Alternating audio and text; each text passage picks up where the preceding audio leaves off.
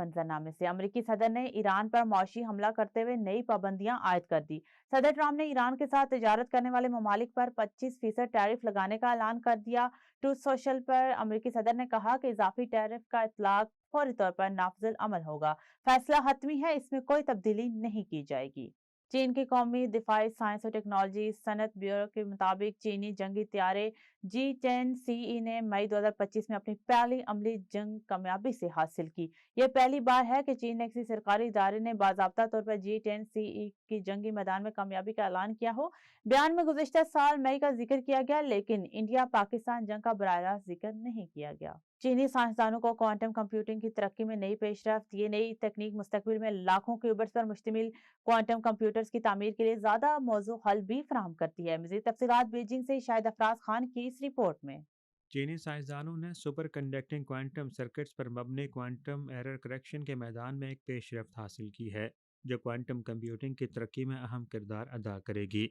तजर्बाती नताइज से साबित होता है कि निज़ाम एरर करेक्शन थ्रेशहोल्ड से नीचे काम कर रहा है और इस्लाही इकदामात के ज़रिए दुरुस्तगी में कामयाबी से बेहतरी आई है।